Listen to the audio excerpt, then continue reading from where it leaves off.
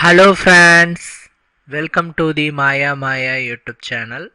உங்கள் எல்லாரையும் நம்ம மாயா மாயா யூடியூப் சேனல் மூலமாக மறுபடியும் சந்திக்கிறதுல எனக்கு ரொம்ப ரொம்ப சந்தோஷம். தொடர்ந்து நம்மளுடைய மாயா மாயா யூடியூப் சேனல் வழியாக நிறைய பயனினை அளிக்கக்கூடிய மருத்துவ தகவல்களை ஒன்றன் பின் ஒன்றாக பார்த்துட்டு வரோம். எல்லா தகவல்களுமே உங்களுக்கு பயன் தரக்கூடிய வகையில் இருக்குன்னு நாம் நம்புகிறோம். அந்த வகையில் இன்னைக்கு நிறைய ஆண்களினுடைய மன குமுறல்களுக்கு உண்டான ஒரு தீர்வினை பற்றி தான் பார்க்க போகிறோம். ஸோ தயவு செஞ்சு வீடியோவை ஃபுல்லாக பாருங்கள். இத்தனை நாள் உங்களுக்கு இருந்துட்டு வந்த பிரச்சனைக்கு உண்டான தீர்வினை இந்த ஒரு வீடியோவில் உங்களோட நான் ஷேர் பண்ணிவிட்டு அதுக்கான தீர்வினையும் சொல்ல போகிறேன். என்ன சொல்ல போனால் 90% ஆண்களுக்கு இருக்கக்கூடிய ஒரு மனப்பிரச்சனை, அதுக்குண்டான தீர்வு தான் இப்போ நான் சொல்கிறேன். அது என்ன அப்படின்னா, ஆண்களினுடைய சைஸ் ரொம்ப சிறிதாக இருக்கிறது. அதை எப்படி பிரிது பண்ணுவது அப்படிங்கிறத பற்றினான வீடியோவை தான் இந்த பதிவில் உங்களுக்கு நான் சொல்ல போகிறேன். ஸோ பதிவை முழுமையாக பாருங்கள். நம்மளோட சேனலில் வீடியோக்களை போஸ்ட் பண்ணும்போது நிறைய பேர் கமெண்டில் கேட்குற ஒரு கேள்வி எனக்கு ரொம்ப சின்னதாக இருக்குது. என்னால் ஒரு திருப்திகரமான இல்லறத்தில் ஈடுபட முடியவில்லை, ஒரு சந்தோஷமான இல்லறத்தில் ஈடுபட முடியவில்லை. இதுக்கு என்னதான் காரணம்? ஏன் எனக்கு மட்டும் இப்படி? என்னோடய ஃப்ரெண்டுக்கு நல்ல சைஸாக இருக்குது, ஆனால் எனக்கு இல்லை. சில படங்கள் பார்க்குறாங்க, அவங்களுக்கு அப்படி இருக்குது, எனக்கு இல்லை. இதனால் எனக்கு மன உளைச்சல் ஆகுது. இதுக்கு என்னதான் வழி, இதுக்கு என்னதான் தீர்வு அப்படின்ட்டு நிறைய ஆண்கள் நம்மளுடைய சேனலில் கமெண்ட் செக்ஷனில் கேட்குறாங்க. இதுக்கு பதில்கள் அப்படின்ட்டு நாம் தொடர்ச்சியாக சொல்லிக்கிட்டு தான் இருக்கோம்.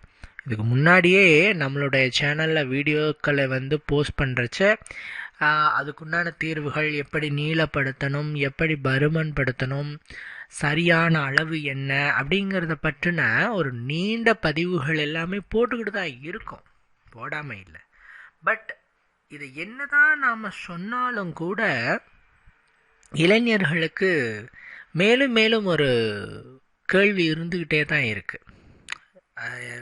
நீளப்படுத்தணும், அதுக்கு ஏதாவது சொல்லுங்கள், என்ன ஏதுன்ட்டு மேலும் மேலும் மேலும் மேலும் அந்த கேள்வி அப்படிங்கிறது இருந்துக்கிட்டே தான் இருக்குது. ஸோ எப்படி சிறிய அளவை பெரிய நீளமுள்ள அளவாக மாற்றுவது, அதற்கு என்ன பண்ணலாம் அப்படின்ட்டு நான் இந்த வீடியோவில் சொல்ல போகிறேன். முதல்ல ஆண்கள் கொஞ்சம் குனிஞ்சு பார்த்து அவங்களுடைய சைஸ் சரியான அளவில் இருக்கிறதா என்பதை தெரிந்து கொள்ளுங்கள். அப்படி தெரிந்து கொண்டால் மட்டும்தான் நீங்கள் அதுக்குரிய ட்ரீட்மெண்ட்டை செய்ய முடியும். சரியாக இல்லை அப்படின்னா அதுக்குரிய ட்ரீட்மெண்ட்டை பண்ணலாம். எப்படி தெரிந்து கொள்வது? எனக்கு சரியான அளவில் இருக்குது அப்படின்ட்டு நான் எப்படி தெரிஞ்சுக்கிறது அப்படின்னு கேட்டால், இப்போ நீங்கள் அளக்க போகிறீங்க அப்படின்னு முடிவெடுத்துக்கலாம். அளக்க போகிறதுக்கு குறைஞ்சது ஒரு வாரம் முன்னாடி, 5லிருந்து 7 நாள் முன்னாடி நீங்கள் சுயமாக உங்களுடைய கைகளை வைத்து இன்பம் தேடக்கூடிய அந்த ஒரு விஷயத்தை செய்யவே கூடாது. சரிங்களா? அதை அவாய்ட் பண்ணிடணும். ஏன்னா அப்படி செய்யும்போது உங்களுக்கான இந்திரியம், அந்த திரவம் வெளியேறிடும். ஸோ அங்கே ஒரு டயர்ட்னஸ் ஆகிடும். மறுபடியும் அதை எழுச்சி அடையும் போது சைஸ் கரெக்டாக வராது.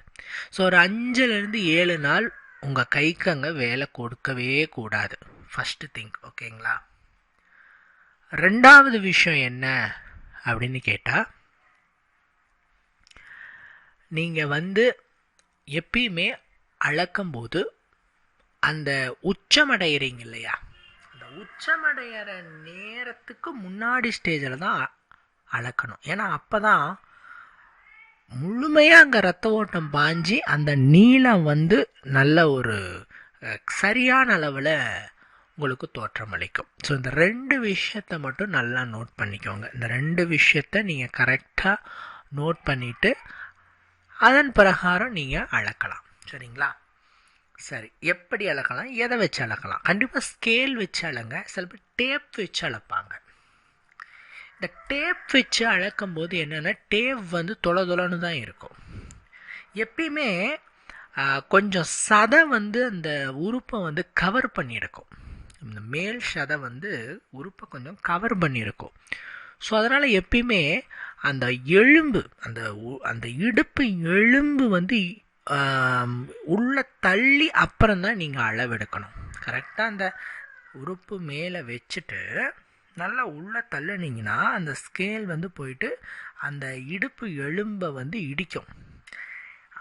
அதில் இருந்து நாம் அளவெடுக்கணும். சரிங்களா? ஏன்னா கொஞ்சம் உடல் பருமனாக இருக்கிறீங்க அப்படிங்கிற பட்சத்தில் அடிவயிற்று தசை வந்து கொஞ்சம் அந்த உறுப்போட மேல் சதையை கொஞ்சம் கவர் பண்ணிடும்.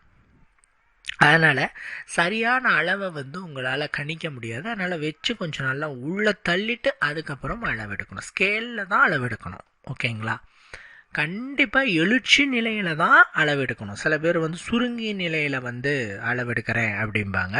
சுருங்கிய நிலையில் அளவெடுக்கக்கூடாது. ஏன்னா இட்ஸ் டிபெண்ட். எல்லாருக்குமே இந்த சுருங்கிய நிலையில் ஒரே மாதிரி சைஸில் தான் இருக்கும்னு சொல்ல முடியாது. பெரும்பான்மையான இந்தியர்களினுடைய அந்த சைஸ் வந்து சுருங்கிய நிலையில் சின்னதாக தான் இருக்கும். இதுக்கு பேர் வந்து பார்த்திங்கன்னா குரோவர் டைப் அப்படின்னு சொல்லுவாங்க. அது என்னங்க குரோவர் டைப்பு அப்படின்னு கேட்டால், இயல்பு நிலையில் ரொம்ப குட்டியாக இருக்கும். எழுச்சி அடைஞ்சதுன்னா இயல்பு நிலையை காட்டிலும் 2-3 மடங்கு அளவுக்கு நீளமாகும், பருமனாகும். இன்னொரு டைப் இருக்குது, ஷோவர் டைப் அப்படின்னு சொல்லுவாங்க. இது பார்வைக்கே நல்லா பெரிதாக இருக்கும். இது வந்து பார்வைக்கு நல்லா பெரிதாகவும் இருக்கும், தடிமனாகவும் இருக்கும். இந்த வகையான உறுப்பு வந்து வெறும் 20% பேருக்கு தான் இருக்கும். 20-30% பேருக்கு தான் இருக்கும். ஸோ மேக்சிமம் இந்த குரோவர் வகையான டைப்பு தான் இருக்குது. ஸோ என்ன அப்படின்னு பார்த்தீங்கன்னா சுருங்கிய நிலையில் சின்னதாக தான் இருக்கும். பல இளைஞர்கள் வந்து நம்மக்கிட்ட பயத்தோடையே ஓடி வருவாங்க. என்னென்னா, சார் இந்த மாதிரி பாருங்கள், ரொம்ப குட்டியாக இருக்குது, எனக்கு பயமாக இருக்குது, என்னன்னே தெரில அப்படின்னு கேட்பாங்க. நாம் பார்த்துட்டு சொல்லுவோம், இது இயல்பு நிலையில் இப்படி தாங்க இருக்கும் அப்படிம்போம். இல்லைங்க, இயல்பு நிலையில் ரொம்ப குட்டியாக இருக்க மாதிரி இருக்குது, ரொம்ப பயமாக இருக்குது அப்படிம்பாங்க. ஆக்சுவலாக இயல்பு நிலையில் அது வந்து உங்களுடைய உடலின் வெப்பநிலைக்கு ஏற்ப, இன்னும் சொல்லணும்னா பாருங்கள், குளிர்காலங்களில் ரொம்ப சின்னதாக இருக்கும், வெய்ய காலங்களில் பெரிதாக இருக்கும். உடல் சூடாகும்போது அது சுருங்கிடும், உடல் குளிர்ச்சி ஆகும்போது அது வந்து கொஞ்சம் பெரிதாகும். இது நான் எப்படி உங்களுக்கு சொல்லணும்னா, இப்போது இது வந்து குளிர்காலம் இல்லையா, இந்த குளிரை வந்து எதிர்கொள்ள உடல் வந்து வெப்பத்தை வந்து ப்ரொடியூஸ் பண்ணும். ஸோ குளிர்காலங்களில் இயற்கையாகவே மனிதனுடைய பாடி டெம்பரேச்சர் அதிகமாக தான் இருக்கும். ஸோ அப்போ சின்னதாகிடும். வெய்ய காலங்களில் அந்த வெயிலை வந்து எதிர்கொள்ள உடல் வந்து இந்த வேர்வை சுரப்பிகளை வெளியேற்றிட்டே இருக்கும், இந்த வேர்வையை வெளியேற்றிட்டே இருக்கும். ஸோ உடல் வந்து கூலிங் ஆகிடும். ஸோ கூலிங் ஆகும்போது அது வந்து பெரிதாகும். It's natural. ஸோ உடலின் தட்பவெப்ப நிலையை பொறுத்து உறுப்பினுடைய இந்த நீளம், பருமன் ஆகியவை தீர்மானிக்கப்படுகிறது. சரிங்களா? ஸோ நீங்கள் வந்து அதை சரியாக புரிஞ்சுக்கணும். அந்த நீளம், பருமன் இதெல்லாம் எப்படின்னு நீங்கள் சரியாக புரிந்து கொள்ள வேண்டும். அதனால் நல்லா எழுச்சி நிலையில் ஸ்கேல் வச்சு நல்லா உள்ளே வச்சு அளந்து பாருங்கள். இது 3 இன்ச் இருக்கான்னு பார்க்கணும். எவ்வளோங்க? வெறும் 3 இன்ச்சு, வெறும் 3 இன்ச். இது கேட்கும்போது கொஞ்சம் ஆச்சரியமாகவும் இருக்கும். சில பேர் ஏற்றுக்கவே முடியாது. நீங்கள் சும்மா சொல்கிறீங்க, 3 இன்ச்செலாம் ஏற்றுக்க முடியாது. அவன் 7 இன்ச்சுங்கிறான், 8 இன்ச்சுங்கிறான், 10 இன்ச்சுங்கிறான். நீங்கள் என்னமோ வெறும் 3 இன்ச் அப்படிங்கிறீங்களே, 3 இன்ச் அப்படிங்கிறது எப்படிங்க அப்படின்னு கேட்பாங்க. ஆக்சுவலாக அவ்வளவுதான் தேவை. ஒரு திருப்திகரமான இல்லறத்தில் ஒரு ஆண் ஈடுபடுவதற்கு வெறும் 3 இன்ச்சே போதுமானது அப்படின்னு சொல்கிறாங்க. இது உங்களுக்கு இன்னும் புரிகிற மாதிரி அறிவியல் விளக்கத்தோடு நான் சொல்கிறேன். ஒரு பெண்ணினுடைய மர்ம உறுப்பில் முதல் 2 இன்ச் அளவில் தான் உணர்வு நரம்புகள் இருக்குது. முதல் 2 இன்ச் தான் உணர்வு நரம்புகள் அதிகமாக இருக்கிறது.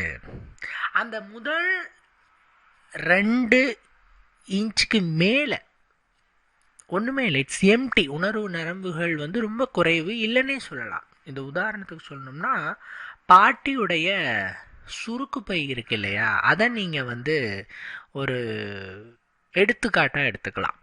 பாட்டியோட சுருக்கு பையில் மேலே கயிறு மாதிரி அமைப்பு இருக்கும். அது நரம்பு பகுதி. கீழே எம்டியாக இருக்கும். சரிங்களா? அந்த மேலே இருக்கிற நரம்பு பகுதி தான் முதல் 2 இன்ச்சு, கீழே எம்டி. ஸோ உங்களுக்கு 5 இன்ச் இருந்தாலும் 7 இன்ச் இருந்தாலும் 10 இன்ச் இருந்தாலும் எவ்வளோ அளவுகளில் இருந்தாலும் அங்கே வேலை செய்கிறது என்னமோ 2 இன்ச் மட்டும்தான். ஸோ நீங்கள் அதை நல்லா பார்த்துக்கொள்ள வேண்டும். அடுத்து சில ஆண்கள் என்ன சொல்கிறாங்கன்னா, எனக்கு முன்னாடி கொஞ்சம் நீளமாக இருந்தது, இப்போ எனக்கு அது சிறிதாயிடுச்சு, அது ஏன்னு தெரியல, பெரிது பண்ண ஏதாவது வழி இருக்கா அப்படின்னு கேட்குற ஆண்களும் நிறைய பேர் இருக்காங்க. இது காமன் கொஸ்டினாக இருக்குது. உறுப்பு ஒரு குறிப்பிட்ட ஏஜுக்கு மேலே வளர்றதை நிப்பாட்டிடும். இன்னும் சொல்லணும்னா 16 வயது 16 வயதுக்கு மேலே உறுப்பு வளராது, அது அப்படியே ஸ்டாப் ஆகிடும். நீங்கள் அதுக்கப்புறம் நீங்கள் எண்ணத்தை போட்டு தேய்ச்சாலும் என்ன பண்ணாலும் வளராது. ஆனால் இயற்கையாக உங்களுக்கு இருக்க வேண்டிய அளவு சில காரணங்களால் குறையறதுக்கு வாய்ப்புண்டு. அதில் மிக முக்கியமான ஒரு காரணமாக சொல்கிறது போதை வஸ்துகளை யூஸ் பண்ணுறது. அதிகமாக சிகரெட்டு, அதிகமாக மது, இதெல்லாம் நீங்கள் எடுத்துக்கும் போது அந்த நரம்புகள், அதாவது உறுப்பு ஃபுல்லாக பார்த்திங்கன்னா நரம்புகள் தான், அதில் ரத்த ஓட்டம் பாஸ் ஆகும், உறுப்பு நல்லா எழுச்சி அடையும். இதுதான் காமனான விஷயம். ஸோ அந்த ரத்த ஓட்டம் போகணும்னா நரம்புகள் நல்லா ஆரோக்கியமாக இருக்கணும். நீங்கள் இந்த போதை வஸ்துகளை யூஸ் பண்ணும்போது, தொடர்ச்சியாக யூஸ் பண்ணும்போது நரம்புகளில் ரத்த ஓட்டம் பாயறது கொஞ்சம் கொஞ்சமாக ரிடியூஸ் ஆகும். இதனால் என்ன ஆகும் அப்படின்னு பார்த்தீங்கன்னா, கண்டிப்பாலும் எழுச்சி நிலையில் ப்ராப்ளம் ஏற்படும். ஸோ மேக்ஸிமம் ஆண்கள் கெட்ட பழக்கங்கள் இருந்தால் அவாய்ட் பண்ணிக்கோங்க. அந்த கெட்ட பழக்கங்கள் கண்டிப்பாலும் உங்களுக்கு எழுச்சியில் ப்ராப்ளத்தை ஏற்படுத்தி விட்டுடும். எழுச்சி அடைய முடியாத ஒரு நிலை உங்களுடைய உறுப்பு இருக்கிறதே அமைத்துவிடும். ஸோ அதை நீங்கள் பார்த்துக்கணும். 2வது உடல் பருமன். நான் நிறைய ஆண்களுக்கு சொல்கிறது இதுதான். உடல் பருமன் என்பது ஒரு அரக்கன் மாதிரி. கண்டிப்பாலும் இப்போ நல்லா இருக்கும், ஒரு 20 வயசு பையன் நல்லா புசுன்னு இருக்கான் அப்படின்னா பார்க்க நல்லா இருப்பான், நல்லா குண்டாக இருப்பான், நல்லா புசுன்னு இருப்பான் அப்படிமோ. பட் ஒரு 35 வயசை தாண்டும் போது இல்லாத நோயெல்லாம் வந்துடும். முட்டு தேய்மானம் கண்டிப்பாக வந்துடும். அடிவயிற்றில் சதை சேர சேர உறுப்பு குட்டியாகிட்டே போயிடும். இது இட்ஸ் காமன். அதாவதுங்க, நல்லா புரிஞ்சுக்கோங்க, எந்த அளவிற்கு உடலினுடைய பருமனை நீங்கள் கணக்கச்சிதமாக வைத்திருக்கிறீர்களோ, பிஎம்ஐன்னு சொல்லுவோம். சார் எங்களுக்கு பிஎம்ஐலாம் தெரியாதுங்க, நாங்கள் சாதாரண ஆளுங்க, இதெல்லாம் எங்கெங்க நாங்கள் கால்குலேட் பண்ணுறது அப்படின்னு கேட்டால் ஒன்று மட்டும் நான் சொல்லிக்கிறேன். நீங்கள் எவ்வளோ ஹைட் இருக்கீங்களோ அந்த ஹைட்டு சென்டிமீட்டரில் நீங்கள் எடுத்துக்கோங்க. அதை 100ஆல் மைனஸ் பண்ணுங்கள். இப்போ உதாரணத்துக்கு நீங்கள் ஒரு 170 சென்டிமீட்டர் இருக்கீங்க அப்படின்னு சொன்னால் அதை 100ஆல் மைனஸ் பண்ணுங்கள். 70 சென்டிமீட்டர் 70 வரும். ஸோ நீங்கள் 70 கேஜி இருக்கலாம். 70 கிலோ நீங்கள் தாராளமாக இருக்கலாம். நீங்கள் 70 கிலோவுக்கு மேலே இருந்தாலும் ப்ராப்ளம் தான். 70 கிலோவுக்கு கீழே இருக்கலாமன்னா ஒரு 5 கிலோ மேலே கீழே இருந்தால் பிரச்சனை இல்லை. இப்போ ஒரு 75 கிலோ இருக்கலாம், இந்த பக்கம் ஒரு 65க்கு மேலே இருக்கலாம், தப்பு இல்லை. ஸோ நீங்கள் இந்த உடல் பருமனை எந்த அளவுக்கு கவனத்தில் கொண்டு இருக்கணும் அப்படின்னு கேட்டால், இந்த உடல் பருமன் வந்து ப்ரெஷரு, சுகரு, கொலஸ்ட்ரால் இந்த மாதிரி நிறைய விஷயங்களை கொண்டு வந்து விட்டுடும். உடல் மேலே வந்து சதை சேர சேர உங்களோட முட்டிக்கால் எலும்புகள் வந்து பலகீனம் அடைஞ்சிட்டே போகும். ஸோ இந்த மாதிரி பல பிரச்சனைகள் இருக்குது, பல ப்ராப்ளம்ஸ் இருக்குது. உடல் எடை ஏறுறது பல ப்ராப்ளம்ஸ் இருக்குது. இன்னும் சொல்லப்போனால் அடிவயிற்று தசை வந்து ஏற ஏற என்னாகும் அப்படின்னு கேட்டிங்கன்னா, உறுப்புகள் வந்து கவர் ஆகிடும். உங்களோட உறுப்பு இப்போ வந்து ஒரு ஒரு 5 இன்ச்சு இருக்குன்னா, அடிவயிற்றில் சதை போட போட போட போட என்ன ஆகும்னா, உறுப்பு வந்து அப்படியே கவராகி கவராகி கவராகி கவராகி 2 இன்ச்சுக்கு வந்துடும். அவங்க தான் நம்மக்கிட்ட வந்து புலம்புவாங்க, இந்த மாதிரிங்க, இந்த மாதிரி தாங்க நான் வந்து முன்ன வந்து உறுப்பு நல்லா இருந்தது, பெரிதாக இருந்தது, இப்போ வந்து சின்னதாகிடுச்சு அப்படின்னு சொல்கிறதுக்கு காரணம் வந்து நீங்கள் உடல் பருமன் ஆகிட்டீங்க, அடிவயிற்றில் சதை போட்டீங்க அப்படிங்கிறது அர்த்தம். இது எப்படிங்க குறைக்கலாம்? நெக்ஸ்ட் கேள்வி அதுதான் கேட்பீங்க. ஃபஸ்ட்டு விஷயம், வாயை கட்டுப்படுத்தணும். உணவினை குறைக்காமல் உடல் எடையை குறைக்கவே முடியாது. நீங்கள் ஜிம்முக்கு போகிறதும் அல்லது உடற்பயிற்சிகள், அதாவது இந்த சைக்கிளிங் பண்ணுறது, வாக்கிங் பண்ணுறது, எல்லாம் ஏகப்பட்டது இருக்குது. பட் நீங்கள் எதை செஞ்சாலும் உணவு கட்டுப்பாடு இல்லை அப்படின்னு சொன்னால் கண்டிப்பாலும் உங்களால் உடல் எடையை குறைக்கவே முடியாது. உணவு கட்டுப்பாடு ரொம்ப முக்கியம். உணவு கட்டுப்பாடுன்னு ஒன்றே பயப்பட தேவையில்லை. ஐயோ அதை சாப்பிடக்கூடாது, இது இப்போ நீங்கள் என்ன சாப்பிட்டுட்ருக்கீங்களோ அதையே பாதியாக கட் பண்ணுங்கள். நீங்கள் 10 இட்லி சாப்பிட்றீங்கன்னா 5 இட்லி சாப்பிடுங்க. 1 கப் சாதம் சாப்பிட்றீங்கன்னா 1/2 கப் சாப்பிடுங்க. அப்படி நீங்கள் எதை சாப்பிட்றீங்களோ அதை பாதியாக கட் பண்ணுங்கள். எதையும் ஸ்கிப் பண்ண வேண்டாம். சில பேர் சொல்லுவாங்க ஜூஸ் டயட் அப்படிம்பாங்க, ப்ரோட்டீன் டயட் அப்படிம்பாங்க, அதே மாதிரி வெஜிடபிள் டயட் அப்படிங்கிறாங்க, கார்போஹைட்ரேட் இல்லாத டயட் அப்படிங்கிறாங்க. அதாவது உடலுக்கு கார்போஹைட்ரேட் அவசியம். மனிதன் உயிர் வாழணும்னா கார்போஹைட்ரேட் இல்லாமல் எப்படி உயிர் வாழ்கிறது? அதனால் அதெல்லாம் ரொம்ப அவசியமானது. ஸோ நீங்கள் என்ன சாப்பிட்றீங்களோ அதை பாதியாக கட் பண்ணுங்க. அதை நீங்கள் எவ்வளோ சாப்பிட்றீங்கன்னு உங்களுக்கு தெரியும். நீங்கள் இப்போ ஒரு 5 தோசை நீங்கள் ஒரு 5 தோசை சாப்பிட்றீங்களா இருந்தால் 3 தோசை சாப்பிடுங்க, இல்லை 2 தோசை சாப்பிடுங்க, சரிங்களா? அதே மாதிரி ஜங்க் ஃபுட்ஸை அவாய்ட் பண்ணிக்கோங்க. எண்ணெயில் பொரித்த துரித உணவுகள் இதெல்லாம் நீங்கள் அவாய்ட் பண்ணிக்கோங்க, சரிங்களா? ஃபாஸ்ட் ஃபுட்டை அவாய்ட் பண்ணிக்கோங்க. தினமும் 1 மணி நேரம் நடங்க. இந்த நடக்கிறதுனால 2 பெனிஃபிட் கிடைக்கிது. இது ஒரு சர்வே ரிப்போர்ட்டே சொல்லுது. ஒரு ஆண் தினமும் 1 மணி நேரம் நடந்தால் 1 மாதத்தில் அவனுடைய டெஸ்டோஸ்டரான் கவுண்ட் அபரிவிதமாக இன்க்ரீஸ் ஆகும் அப்படின்ட்டு ஒரு ரிப்போர்ட் சொல்லுது. ஜஸ்ட்டு 1 மந்தில் அவனுடைய டெஸ்டோஸ்டரான் கவுண்ட் அருமையானபடி இன்க்ரீஸ் ஆகிறதுக்கு தினம் 1 மணி நேரம் நடைப்பயிற்சியே போதுமானது. மெதுவான நடைப்பயிற்சி, சீரான நடைப்பயிற்சி. நீங்கள் வேக வேகமாக ஓடணுங்கிறதுலாம் இல்லை, மெதுவாக சீராக நடங்க. 1 மணி நேரம் நடங்க. ஒரே மாதத்தில் மலமலன்னு உங்களுடைய உடல் எடை குறையிறத பார்க்க முடியும். இதை உங்களுடைய லைஃப் ஃபுல்லாக கண்டினியூ பண்ணுங்கள், போதுமானதாக இருக்கும், சரிங்களா? தினமும் 1 மணி நேரம் இதை செய்தால் உங்களுடைய அடி வயிற்றில் இவ்வளவு மாற்றங்கள் ஏற்படும். அடிவயிற்று தசை குறையும் போது, ஏன் வந்து அடிவயிற்று தசைன்னு நான் இதை ரொம்ப ரொம்ப ரொம்ப சொல்லிக்கிட்டு இருக்கேன்னா, உங்களுடைய உடலில் கொழுப்பு சேருது, தேவையற்ற கொழுப்புகள் சேருது அப்படின்னா, அந்த உடல் பருமன் ஆகும்போது அந்த கொழுப்பு ஃபஸ்ட்டு ஸ்டோரேஜ் ஆகிற பகுதியாக அடிவயிறு தான். முதல்ல உடம்புல கொழுப்பு போய் உட்கார்ற இடமே அடிவயிறு தான். இன்னொரு விஷயம் என்னென்னா, நீங்கள் எவ்வளவு மெனக்கெட்டாலும் கொழுப்பை குறைக்கிறதுக்கு கஷ்டப்படுற பகுதியும் அடிவயிறு தான், சரிங்களா? கொழுப்பு ஃபஸ்ட்டு சேர்ற பகுதியும் அடிவயிறு தான், கொழுப்பை குறைக்கிறதுக்கு ரொம்ப கஷ்டமாகிற பகுதியும் அடிவயிறு தான். அதனால் அடிவயிற்று தசையை நீங்கள் சாதாரணமாக எடுத்துக்கக்கூடாது. இட்ஸ் வெரி டேஞ்சர்னு தான் நான் சொல்லுவேன். அது இன்னொன்று, ஆண்களுக்கு, அதுவும் வயது வந்த ஆண்களுக்கு இந்த அடிவயிற்று தசை அப்படிங்கிறது ஏறும் பொழுது அவங்களுடைய உறுப்பை அது கவர் பண்ணிடுது. சில பேர் பாருங்கள் நல்லா இருப்பாங்க, வயிறு மட்டும் திம்மு நல்லா உப்பிட்டு இருக்கும், சைஸ் பார்த்தா குட்டியாக இருக்கும். காரணம் என்னென்னா சைஸை வந்து அது வந்து கவர் பண்ணிடுச்சு. ஸோ இந்த மாதிரியான காரணங்களினால் அவங்களுக்கு சைஸ் சின்னதாக இருக்கும்.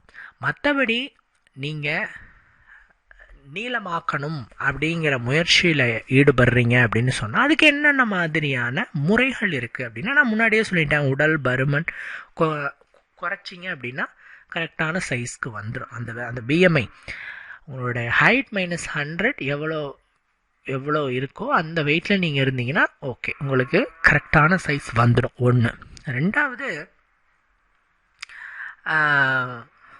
சில நேரங்களில் உங்களுக்கு பார்த்தீங்கன்னா அந்த உறுப்பில் பாயக்கூடிய நரம்புகளில் ஒரு விதமான தளர்வு இருக்கும். ஒரு விதமான தளர்வு. அந்த தளர்வு என்னன்னா ரத்த ஓட்டம் போகிறதுல கொஞ்சம் ஏற்ற இறக்கத்தை ஏற்படுத்திட்டு போகுது. ஆனால் சொன்னால் பலூன் மாதிரி தான் உறுப்பு. சாதாரணமாக இப்போ பார்த்தீங்கன்னா பலூன் இருக்குது, நார்மலாக இருக்கும்போது சின்னதாக இருக்குது. பலூனில் காற்று ரொப்பினீங்கன்னா பெருசாகிடுது இல்லையா? அதே தான் இங்கேயும், பலூன் மாதிரி தான் இங்கேயும். பலூனில் காற்று ரொப்பினா பெருசாகிற மாதிரி தான் இங்கே வந்து ரத்த ஓட்டம் போகுது, பெருசாகுது, அவ்வளோதான். அதனால் ரத்த ஓட்டத்தை நல்லா ஃபோர்ஸ்ஃபுல்லாக செலுத்த வைக்கணும். அதிகப்படியான ரத்த ஓட்டத்தை போக வைக்கிறதுக்கு என்னென்ன மாதிரியான வழிகள் இருக்குது அப்படின்னு பார்த்தீங்கன்னா, ஃபஸ்ட்டு விஷயம் எண்ணெய்கள். இதை யூஸ் பண்ணலாம். எண்ணெய்களில் நான் ஆல்ரெடி சொல்லியிருக்கேன், இந்த கருஞ்சீரக எண்ணெய், அதை நீங்கள் யூஸ் பண்ணுங்கள், அற்புதமான பலன்களுக்கு கிடைக்கும் அப்படின்னு நான் சொல்லியிருக்கேன். இந்த கருஞ்சீரக எண்ணெய், அதே மாதிரி விர்ஜின் கோகனட் ஆயில் அப்படின்ட்டு ஒரு தேங்காய் எண்ணெய். இதை நீங்கள் வந்து கண்டிப்பாக நீங்களே செஞ்சுக்கிறது நல்லது. It's very simple. நல்லா ஒரு 4-5 தேங்காய் எடுத்துக்கோங்க. உள்ளே இருக்கிற பருப்பு எடுத்து ஆட்டி பால் எடுத்துட்டு நீங்கள் துணியில் போட்டு பிழிஞ்சு எடுத்துக்கோங்க, கெட்டியான தேங்காய் பால். அதை வந்து அடிகனமான பாத்திரத்தில் ஊற்றிட்டு, உருளின்னு சொல்லுவோம், இந்த அடிகனமான பாத்திரத்தில் ஊற்றிட்டு மிதமான சூட்டில் மிக்ஸ் பண்ணுங்கள். இப்படி நீங்கள் மிக்ஸ் பண்ணிட்டே இருந்தீங்கன்னா ஒரு கட்டத்தில் அந்த பால் நல்லா சுண்டிட்டு அந்த எண்ணெய் தனியாக பிரிஞ்சு வரும். அந்த எண்ணெயை தனியாக எடுத்து வச்சுக்கோங்க. இந்த விர்ஜின் கோகனட் ஆயில்னு சொல்கிறது சுத்தமான தேங்காய் எண்ணெய். ஆக்சுவலாக தேங்காய் எண்ணெய் அப்படிங்கும்போது தேங்காய்க்குள்ளே இருக்கிற பருப்பு எடுத்து காய வச்சு அதை வந்து பயன்படுத்துவோம். அதில் நம்ம வந்து சல்பர் தூவிடுவோம். அது ஒரு கெமிக்கல் மாதிரி ஆகிடுது. அது நம்ம உணவுக்கெலாம் பயன்படுத்த முடியாது, உடலுக்கும் மேல் பூச்சாக பயன்படுத்த முடியாது. பட் இந்த மாதிரி தயாரிக்கப்பட்ட எண்ணெய் வந்து பியூர் ஹெர்பல் ஆயில் அப்படின்னு இதை சொல்கிறது. இந்த எண்ணெயை வந்து நீங்கள் இரவு தூங்கிறதுக்கு முன்னாடி, பிஃபோர் ஸ்லீப், ஒரு ஸ்பூன் எடுத்துகிட்டு உங்களோட உறுப்பில் தடவிட்டு நல்ல மெதுவான ஒரு மசாஜ் பண்ணிவிட்டு, இந்த மசாஜ் வந்து ரொம்ப ஸ்மூத்தாக இருக்கணும். ஸோ அந்த மெதுவான மசாஜ் பண்ணிவிட்டு நீங்கள் ஒரு மணி நேரம் 2 மணி நேரம் அப்படியே விட்டுட்டு அதுக்கப்புறம் வெந்நீரில் நீங்கள் வாஷ் பண்ணிட்டீங்க அப்படின்னாலே போதும். ஸோ இதை நீங்கள் செஞ்சீங்க அப்படின்னு சொன்னால் ஃபஸ்ட்டு 10 நாள் ரெகுலராக பண்ணுங்கள். அடுத்த 10 நாள் ஒரு நாள் விட்டு ஒரு நாள் பண்ணுங்கள். அடுத்த 10 நாள் வந்து 2 நாள் விட்டு ஒரு நாள் பண்ணுங்கள். இப்படி வாரத்துக்கு ஒரு நாள் 2 நாள் இப்படி செய்கிற மாதிரி வச்சுக்கோங்க, ரெகுலராக பண்ணிக்கோங்க. உறுப்பில் இருக்கிற தளர்வு நீங்கிடும். அந்த உறுப்பில் இருக்கிற தளர்வு, நரம்புகளினுடைய தளர்வு, இது எல்லாமே நீங்கி இரத்த ஓட்டத்தை அதிகப்படியாக செயல்பட வச்சு உங்களுக்கு சைஸை வந்து நல்லபடியாக நீளமாக்கும். ஸோ இதை நீங்கள் இந்த மெத்தடை ஆண்கள் கண்டிப்பாக ட்ரை பண்ணி பாருங்கள், ரிசல்ட் ரொம்ப நல்லாயிருக்கும். சரிங்களா? சில ஆண்கள் கேட்பாங்க, நீங்கள் நீளத்தை மட்டுமே சொல்லிக்கிட்டு இருக்கிறீங்க, பருமனை பற்றி கொஞ்சம் சொல்லுங்கள். எனக்கு நீளம்லாம் ஓகே தாங்க, பட் குச்சி மாதிரி இருக்குதே, இதுக்கு என்னங்க பண்ணலாம் அப்படின்னு கேட்பாங்க. ஆக்சுவலாக உறுப்புகளில் பல வகையான வடிவங்கள் இருக்குது. வெள்ளரிக்காய் வடிவம், கேரட் வடிவம், பென்சில் வடிவம் என்று இதையே வகைப்படுத்துகிறாங்க. வல்லுநர்கள் வந்து எப்படி நீளத்தை சொல்கிறாங்களோ அதே மாதிரி பருமனையும் ஒவ்வொரு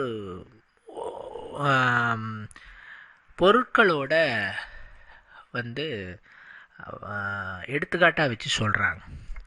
ஆனால் நீளத்தை மட்டும்தான் கன்சிடர் பண்ணுறோம், பருமனை கன்சிடர் பண்ணுறதில்ல. ஏன்னா நான் ஆரம்பத்தில் சொன்ன மாதிரி ஒரு பெண்ணினுடைய மர்ம உறுப்பின் முதல் 2 இன்ச்சில் தான் உணர்வு நரம்புகள் இருக்குது.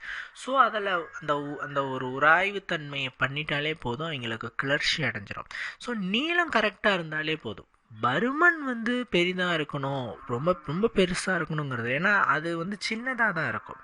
பெண்ணினுடைய அந்த மர்ம உறுப்பினுடைய அந்த உள் நுழைவு ரொம்ப குட்டியாக தான் இருக்கும். அதனால் நார்மலாக, அதாவது இந்த பென்சில் வகைன்னு சொல்லுவோம், ரொம்ப அதுக்கு பார்த்திங்கன்னா குச்சியாட்டு இருக்கும், நீளமாக இருக்கும், பட் குச்சியாட்டு இருக்கும்.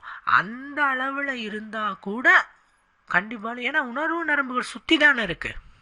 ஸோ அதில் உராய்வுகள் பட்டாலே போதுமானதே.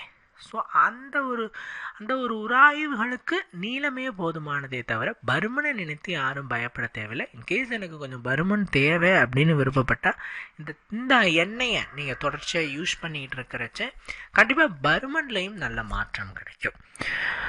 1 இன்ச் வரைக்குமே பருமனும் இன்க்ரீஸ் ஆகிறத பார்க்க முடியும். ஒரு 1.5 இன்ச் வரைக்கும் நீளமும் இன்க்ரீஸ் ஆகிறத கண்டிப்பாக பார்க்க முடியும். சரிங்களா? சரி, இதெல்லாம் செய்கிறேங்க, நீளப்படுத்திட்டேன், அல்லது எனக்கு நீளமாக தான் இருக்குது, ஓகே.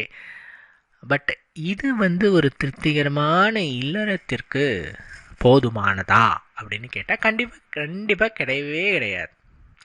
பல ஆண்கள் இன்னமும் என்ன நினைத்து கொண்டிருக்கிறார்கள் அப்படின்னா, அது ஒரு தவறான கருத்து தான். அதை நம்ம என்கரேஜ் பண்ணவே கூடாது. என்ன அப்படின்னு கேட்டால், நீளமாக இருந்தால் மட்டும்தான் ஒரு திருப்திகரமான இல்லறத்திற்கு அது ஏற்புடையது அப்படின்னு ஆண்கள் பல பேர் நினைக்கிறாங்க. அது கிடையவே கிடையாது. சைஸ் அப்படிங்கிறது டஸ் நாட் மேட்டர் அப்படின்னு சொல்கிறாங்க. ஒரு மனிதனினுடைய அந்த உறுப்பின் நீளம் என்பது வெறும்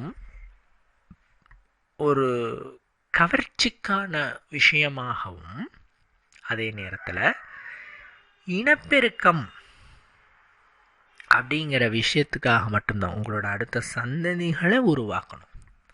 அதுக்கு ஒரு டூல், அதுக்கு ஒரு கருவியாக தான் அந்த உறுப்பு பயன்படுதே தவிர, நீங்கள் அந்த உறுப்பினை பயன்படுத்தி முழு திருப்தி அடையலாமா அப்படின்னு பார்த்தா அதுவும் முடியாது. ஏன்னா அது வெறும் 4லேருந்து 7 நிமிஷம் தான் வேலை செய்யும். ஒரு பெண் திருப்தி அடைய 14 நிமிஷம் ஆகும். ஸோ நீங்கள் ஃபோர்ப்ளே, சில கை வேலைகள், சில புற வேலைகள், இதன் மூலமாக தான் அவங்கள உச்சத்தை அடைய வைக்க முடியும். ஸோ உறுப்பு என்பது ஒரு தோற்றத்துக்கு வேணா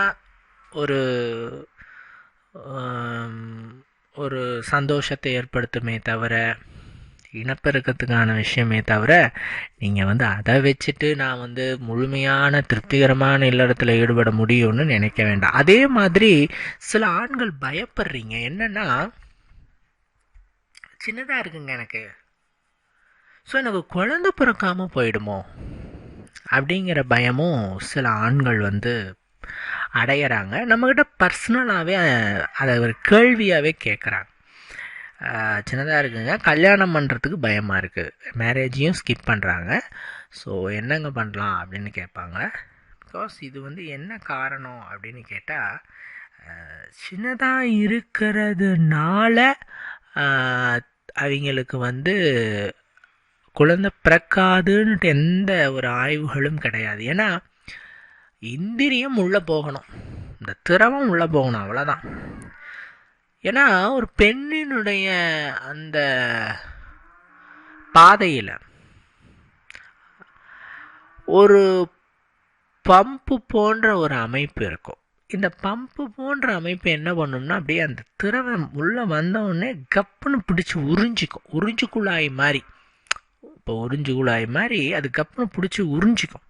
அதில் இருந்து உயிரணுக்கள் உள்ளே போய் கருமுட்டையை அடைஞ்சு குழந்தைய உருவாக்கும். ஸோ அதனால் சிறிது பெரிதுங்கிறதுல உள்ளே செலுத்தணும், அவ்வளோதான். உங்களுடைய இந்திரியத்தை பெண்ணினுடைய அந்த மர்ம உறுப்பின் உள்ளே செலுத்த வேண்டும், அவ்வளோதானே தவிர. ஏன்னா ஃபோர்ஸ் இருக்குது. ஒரு ஆணினோட இந்திரியம் வெளியேறும்போது பார்த்திங்கன்னா ஃபோர்ஸாக தான் பீச்சு அடிக்கப்படுது. சரிங்களா? ஒரு துப்பாக்கியிலேருந்து குண்டு போனால் அது என்ன ஃபோர்ஸில் போகுதோ அதே அந்த மாதிரி தானே போகுது, வேகமாக பீழ்ச்சி அடிக்கப்படுது. ஸோ அந்த பீழ்ச்சி அடிக்கப்படுற வேகம் கரெக்டாக போகிறதுக்கும் பெண்ணினுடைய அந்த ஒரு பம்பு மாதிரியான அமைப்பு அதை உரியறதுக்கும் அந்த உறிஞ்சுதலிருந்து அந்த உயிரணுக்கள் உள்ளே போய் கருமுட்டையை சேர்றதும் எல்லாமே இயற்கையோட ப்ராசஸே தவிர நீங்கள் அங்கே எதையும் செய்ய தேவையில்லை. வீணாக போட்டு மனசே குழப்பிக்கவும் தேவையில்லை. என்னடா இது சின்னதாக இருக்குது, குழந்த பிறக்காதோ அப்படியோ இப்படியோன்னு குழப்பிக்கவும் தேவையில்லை. முடிஞ்ச அளவுக்கு இன்கேஸ் எனக்கு ரொம்ப ஒரு 3 இன்ச்சுக்கு குறைவாக இருக்குன்னு ஃபீல் பண்ணுறவங்க முடிஞ்ச அளவுக்கு விடியற்காலை நேரத்தில் ஈடுபட பாருங்கள் இல்லறத்தில். பிகாஸ் இந்த விடியற்காலை நேரங்கிறது ஆண்களுடைய டெஸ்டோஸ்டரான் கவுண்ட்டை நல்லா இன்க்ரீஸ் பண்ணி கொடுக்குற நேரம். இயல்பாகவே அந்த டைமில் சைஸ் இயல்பு நிலையை காட்டிலும் பெரிதாகவே இருக்கும். ஸோ அந்த மாதிரி இருக்கலாம். இன்கேஸ் உங்களுக்கு 2 இன்ச்சுக்கும் குறைவாக இருக்குது, நான் 2 இன்ச்சு தான் ஃபஸ்ட் உணர்வு நம்ம இருக்க பகுதி, நான் 1 இன்ச்சு சேர்த்து சொல்கிறேன் 3 இன்ச்சுன்ட்டு. ஸோ 2 இன்ச்சுக்கு குறைவாக இருக்குது அப்படின்னா அது சிறுத்த உறுப்புன்ட்டு ஒரு ப்ராப்ளம். அதை நம்ம டாக்டரை பார்த்து கன்சிடர் பண்ணி அதுக்குரிய ட்ரீட்மெண்ட் பண்ணலாம். மேக்ஸிமம் இப்படி இருக்க வாய்ப்பு இல்லை. ஏன்னா உலகளாவிய மக்கள் தொகையில் வெறும் 1% நபர்களுக்கு தான் அந்த ப்ராப்ளம் இருக்கும். ஸோ மேக்ஸிமம் இருக்க வாய்ப்பு இல்லை. ஸோ கடுகு சிறுத்தாலும் காரம் குறைய போகிறதில்ல. ஸோ தேவையற்ற பயம் வேண்டாம், இருப்பதை வைத்து திருப்தி அடையுங்கள். கண்டிப்பாக இந்த வீடியோவை ரொம்ப பொறுமையாக இவ்வளோ நேரம் பார்த்ததுக்கு ரொம்ப நன்றி. ஓகே ஃப்ரெண்ட்ஸ், பாய்.